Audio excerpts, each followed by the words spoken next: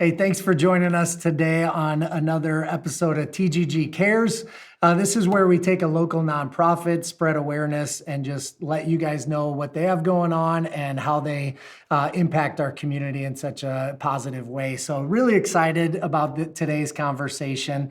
I'm joined by Angela Kennecke with Emily's Hope. So thank you so much for joining. Thank you for having me. We really appreciate it. The roles are reversed. I was joking, saying I feel like you should kind of lead the conversation here. I did spend about 3 decades interviewing people, but I do appreciate being interviewed as well. Perfect. More of the pressure, I think, is on me when no I'm being judging. interviewed. No judging me. I won't. Okay. No, All right. you always do great. Perfect. Well, so we always kind of start off with maybe that person that's watching that has no idea about Emily's Hope or what that is. And so maybe just share what is Emily's Hope and kind of the heartbeat behind it.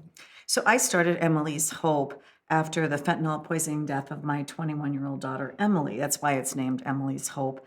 In fact, it's also named after Emily Dickinson. Emily was named after Emily Dickinson. Oh, wow. And there's a famous poem called Hope is a Thing with Feathers. And of course, this has been 5 years now. After I lost my daughter, of course, I was completely devastated. I didn't know if I'd be able to go on. I mean, it's the worst thing that can happen to a parent. But I also, at the same time as I started to maybe get my bearings, I knew I had to do something to help other people, to make sure that no other family went through anything like this at all, because it's unnecessary. My daughter had a substance use disorder, and we were 3 days away from holding an intervention when she used a drug that was laced with fentanyl. And today, every illicit drug out there is laced with fentanyl. And so many people are dying. Unfortunately, we've been able to save some people in our area, thank God, but we haven't been able to save everyone because it's such a prevalent problem. There are 300 people dying every single day of what the CDC calls overdose. About 80% of those are from fentanyl poisoning. Wow. Well, after my daughter died and I started this little fund for treatment called the Emily's Hope Fund at the Avera Addiction Care Center here in Sioux Falls, that grew into a nonprofit, and our mission grew, and we're doing so many things now. And we now have 5 part-time employees, and I left my job as a longtime broadcaster to run the charity full-time because the mission is bigger than ever. Yeah. Did you ever, when you started it, did you ever imagine it becoming what it is today? You know, I don't really know that I had expectations necessarily. I was just trying to, work my full-time job and also work as much as I could on the charity. And we started a podcast. That's part of our mission when it comes to awareness and reducing stigma. We started a podcast. We put out a weekly podcast called Grieving Out Loud. And that sort of uses a lot of my background as a journalist. And I write a blog that's also on our website. And those were some of the early things that we did early on that we continued to do. But then after that, after we started growing and expanding our mission beyond treating people for substance use disorder, it just got so big that I had to make a choice. And I don't know that I ever imagined that would happen, but it just did. Yeah. Yeah. My life is nothing like I would have imagined it. After you lose somebody, after you lose a child, it really changes you. You're not the same person anymore. Yeah, I can imagine. So what have you found as you started Emily's Hope and you've kind of gotten into that world even deeper than your personal experience, but like what have you found that's maybe surprising or I guess what things are different than what you would imagine? Well, I think one of the things, and maybe we do all know this to some extent, but everyone is affected by substance use disorder, whether it is a family member or a friend or a colleague. We have all been touched by that. More than 10% of the population will suffer from substance use disorder, also known as addiction. And then there's so much stigma surrounding it. It is seen as a character flaw or a moral failing, like you should just be able to stop. Sadly, most people don't understand that addiction is a disease of the brain, that the brain is basically taken over by the substance and it becomes the most important thing to that person. That's why people who are suffering from substance use disorder don't take care of their children, don't show up for work, because their brain is so focused on getting that next high, whatever that might be, with alcohol or another substance. Yeah. And like when you see people with substance use disorder, is there a certain age that kind of is more common than others, or younger, older, or does that? I've seen it at all ages. But one of our initiatives, our Emily's Hope Education Initiative, our substance use prevention curriculum, the reason why that we started that K through 5, we're starting in kindergarten, Wow. is because the earlier the age of first use, the more likely you are to develop a substance use disorder. So if you're using marijuana before your brain is fully developed at age 25, your chances of becoming addicted are rise by 15%. With alcohol, that number is about 9%. I mean, I think in our society, we expect kids to experiment with alcohol, right? It's often considered a rite of passage, but it really shouldn't be, because we need to protect their brains until your brain is fully developed at age 25. And of course, our society says 21 is okay to drink, or in some states use marijuana, but we know that the brain is fully developed at age 25. And so we believe in Emily's Hope that we need to be getting to children younger, especially with the death rates among teenagers. Overdoses in 3 years have doubled. Really? And fentanyl is the number one killer of people 18 to 45. So we feel like we need to get to kids at a younger age, before middle school, before high school, although our prevention curriculum will go through 12th grade. Right now, it's being pushed out to schools K through 5 to 50 schools in 5 states. So we've spent the last couple of years working on this initiative to teach kids how to protect their bodies and their brains. And we just feel like we have to get to kids before social media and their peers have more influence on them than their teachers and their parents. Again, I warned you I might ask a dumb question. I don't think there is any such thing as a dumb question. So is fentanyl a drug that people want to take, or is it usually just drug that they, another drug that they think they're taking? That's a great question. So fentanyl is a synthetic opioid. It's made in a lab. It's mostly the precursors are mostly coming from China, and it's being put together in Mexico, and it's flooding the United States in various ways. Some of it does come across the border through many times legal checkpoints. Some of it comes by plane, some of it comes by ship. And once it gets to the United States, it's typically being dealt by American citizens about 80% of the time. But fentanyl is usually laced in what people think they're getting other drugs. So they think they're getting cocaine, they think they're getting meth, although meth is stronger than ever now. There's new chemical makeups of methamphetamine, stronger, more addictive, causing psychosis, all kinds of issues with meth. Oftentimes, though, it's also laced with fentanyl. So every illicit drug out there is being laced because fentanyl is so highly addictive that if it doesn't kill you, if you don't get, and of course, drug dealers aren't measuring out exact amounts. Super worried about no, outcomes. They don't care. And so they don't really care if you die because there's so much demand.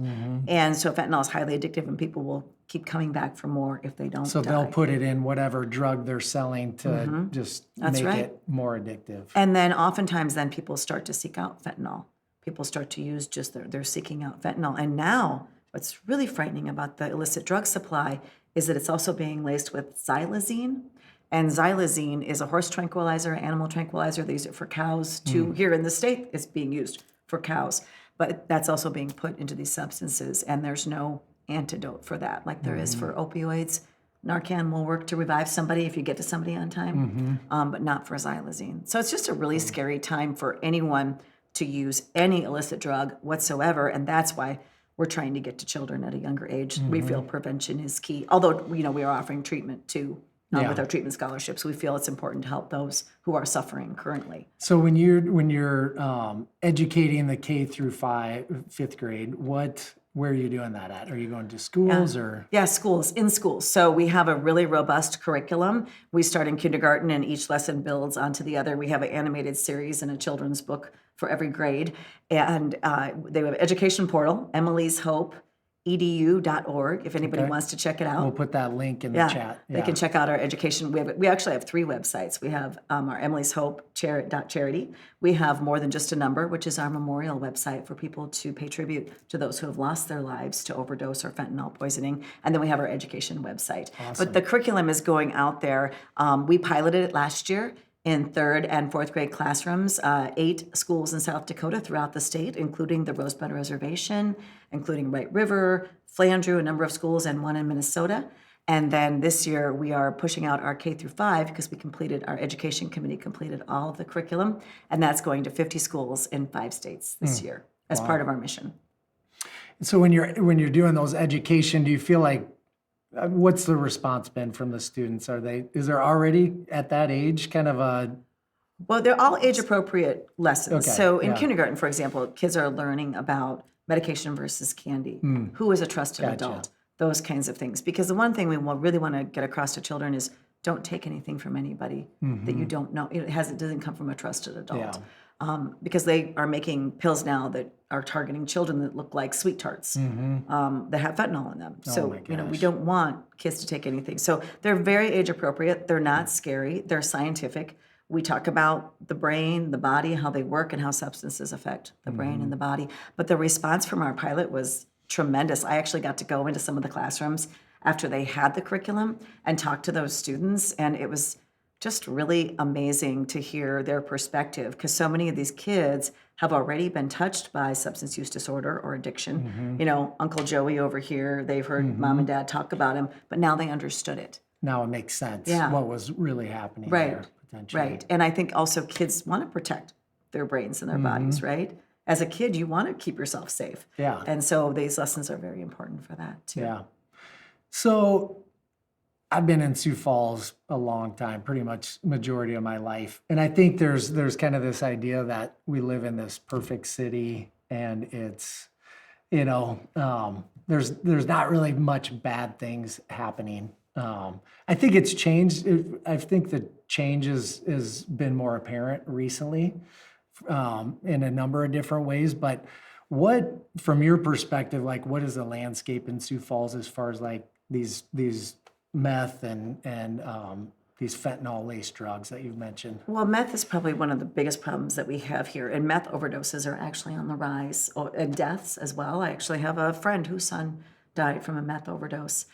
We are not immune here by any means. So this is everywhere. This is in every community. It's everywhere. And the internet, tools like Snapchat, where some of these drugs are being delivered, even Facebook Messenger and things like that, makes it easier for the drugs to spread. The reservations have a real issue with both heroin and fentanyl-laced drugs and meth as well. We actually, in Sioux Falls, have been looking at some data recently, and while overdose deaths were down slightly last year, overdoses themselves were about the same as the previous year when they were up. Just more people were saved by Narcan, thank God. Really? But overdose visits to the emergency room between 2017 and 2021 in Minnehaha County for overdose were about 1,200 people. So it's happening here. Yeah. You may not see it. It may not be something that is happening in your circle of people or that you are aware of, but it's definitely happening here. Yeah. And we're also, one of the things Emily's Hope is doing, we are distributing fentanyl testing strips, became legal July 1st in South Dakota. So we partnered with The Link to get 10,000 fentanyl testing strips, and we're getting those out there. We're getting them into bars, halfway houses, homeless shelters, music festivals, things like that. We're starting in Minnehaha and Lincoln counties, but I think we just got some in Vermilion and Yankton. We're going to spread throughout the state because we want to keep people alive. We know people use drugs. They're going to use drugs. We don't want them to. Yeah. But until we can get them help, we want to keep them alive. So explain those strips. It's literally like if you're It's just a strip and you test your Test drug your with drug them. with it. And we have a QR code and information on how to do that that goes along with the strips. Wow. And we're going to work on Narcan is becoming over the counter. They say late this summer. We're getting close to late this summer. And so we're also going to work on trying to fund getting buying Narcan and distributing that as well Okay. throughout the state. Wow. Okay. And you mentioned you have an affiliation with Avera, or you're in there doing. Right. So we have a Explain that a fund little bit. through the Avera Addiction Care Center, and we've helped nearly 200 people go through treatment with that fund. We're getting close, I think, to $400,000 that we've contributed to that fund. There's also an adolescent unit with 8 beds, and we've placed some money there too to help adolescents as well. We've heard some really great stories of people being able to get into recovery and stay in recovery, whom we've helped. Yeah, that's awesome. So let's say there's somebody out there that is either struggling with addiction or a family member, somebody they know close to them is struggling with it. What should be their next steps? Right. How do It's they really get that? important. Now, we don't offer help at Emily's Hope. We don't, that's not one of the things we're doing right now, but we do have resources on our webpage. So we have a couple of different pages on there, help for you, help for a loved one. One of the most immediate things you can do is dial 988. That is a mental health and addiction crisis line. So you can call them for all the resources. You can call the Avera Addiction Care Center if you're trying to be admitted there and you're seeking an Emily's Hope treatment scholarship. There are just it's important to get help. The link is also available to people to direct people to resources in our community. So it's just important to reach out to get that help. If you're a family member, it's a really tough thing because you can't control another human being. There are involuntary commitments that you can try to pursue that avenue. That's difficult to do in South Dakota because it's through the court system and it can be expensive and time consuming. But I always encourage people, if they have a loved one who's dealing with substance use disorder and they refuse to get help, to try that involuntary commitment path. Yeah. So that's a hard place, especially as a parent. And I don't have all the answers. Always feel if I had all the answers, my daughter would still be alive. Yeah. No, it's tough. So as far as what you guys, how do you raise funds? What are there any things that you guys do throughout the year that people can get involved with? So we have a number of fundraising events. Our signature fundraising event is actually coming up in January. On January 27th, we have the Emily's Hope Art Show and Auction. Oh, fun. My daughter was an artist, and she left us with 29 paintings and several pieces of pottery. So we display her art, and then we take in the art from local, regional, national artists, and we auction that off that evening. We have a really nice event, a nice evening. Cool. It's kind of a gala type atmosphere. And this year we're doing it at the new Monarch Yards downtown, which will be open this fall. And we're doing that in January. So we sell tables, we sell tickets, and people can come and have dinner and bid on the artwork. A lot of the artists come to it too, so it is really a fun event. We have both a silent and a live auction. And then in the summertime, we have a poker run, and we also have a car show that we hold, and a fireworks show too as well. So a number of different things. All different Yeah, events? all different events. Okay, awesome. Fireworks show, poker run, and car show. All different events. Yeah. Are you done for this summer? We're done for this summer. Okay. Yeah. Awesome. Yeah. We have International Overdose Awareness Day coming up on August 31st. That's not a fundraiser.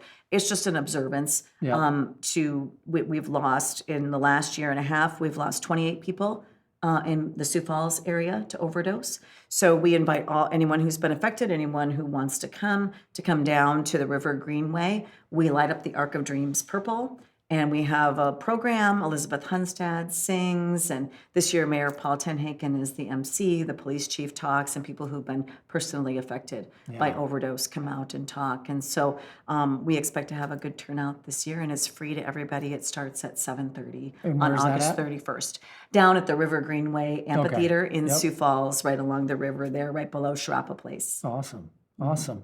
So how has Emily's Hope helped you with kind of life after? Yeah, it has really helped me, actually. I think helping others has helped me the most. It's really hard to know what to do with your grief, and grief can be all-consuming. And you see some people that get burned up by their own grief, right? Or they become bitter, or life just gets really, really hard, right? I even know a mother who completed suicide after the loss of her son to overdose. So those are real things that happen to people.